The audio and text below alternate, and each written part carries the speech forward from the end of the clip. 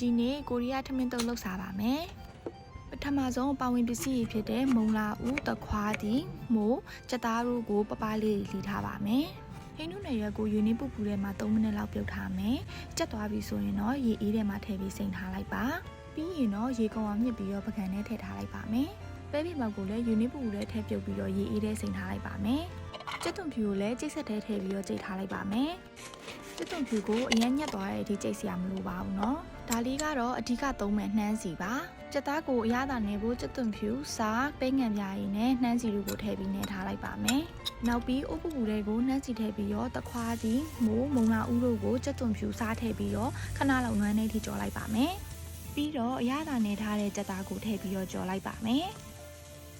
နောက်ပြီးပြုတ်ထားတဲ့ပင်းပေါင်နဲ့ဟင်းနုနယ်ကိုကြက်သွန်ဖြူစားနှမ်းစီထည့်ပြီးတော့နေထားလိုက်ပါမယ်ထမင်းတုပ်တဲ့ထဲစားဖို့ကိုရီးယားငရုတ်သီးအနှစ် original ကိုသုံးပါတယ်။ကိုရီးယားငရုတ်သီးအနှစ်ထဲကိုကြက်သွန်ဖြူတကြားနှမ်းစီထည့်ပြီးတော့မှွေထားလိုက်ပါမယ်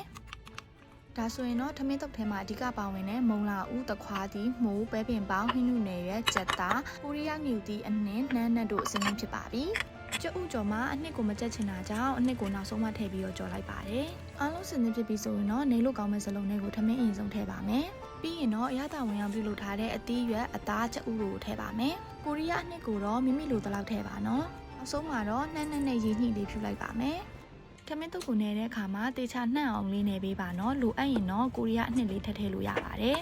။ဒါဆိုရင်တော့ကင်ချီလေးနဲ့တွဲစားရင်လိုက်ဖတ်တဲ့ကိုရီးယားထမင်းတုပ်လေးရပါပြီရှင်။